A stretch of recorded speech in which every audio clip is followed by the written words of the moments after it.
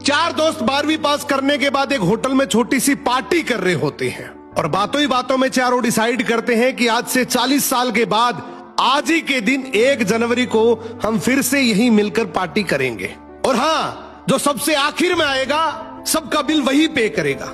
Hotel का waiter भी ये सब देख रहा था, कहने लगा 40 साल बाद अगर मैं भी यहीं रहा तो आपकी ये पार्टी जरूर देखूंगा। ठीक 40 साल बाद पहला दोस्त होटल पहुंचता है तो देखता है वो होटल अब 5 स्टार बन चुका है।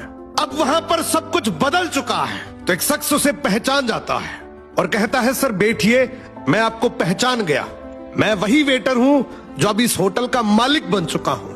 वो कहता है क्या बात है। इतने में दूसरा दोस्त आ जाता है, दोनों की बातचीत शुरू होती है कि बिजनेस ग्रो कर गया, सब कुछ अच्छा चल रहा है। दोनों अपनी अपनी बातें शेयर कर ही रहे होते हैं कि तीसरा दोस्त भी पहुंच जाता है, लेकिन चौथा दोस्त अब भी नहीं आया। तो जो सेठ होता है वो कहता है आप ऑर्डर कीजिए, मेन्यू में खाना वगैरह सेलेक्ट कीजिए, इतने में आपका दोस्त भी आ जाएगा। अब खाना भी लग गया, वेट करते करते काफी देर हो गई।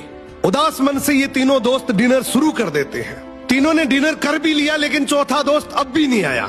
अब जब बिल देने की बारी आती है तो कहते हैं कि विकास तो शायद बहुत बड़ा आदमी बन गया, हम सबको इग्नोर कर रहा है, चलो हम ही बिल पे कर देते हैं। जैसे ही बिल पे करने के लिए काउंटर पे पहुंचे तो काउंटर का मैनेजर बोला आपका बिल तो ऑलरेडी पे हो चुका है।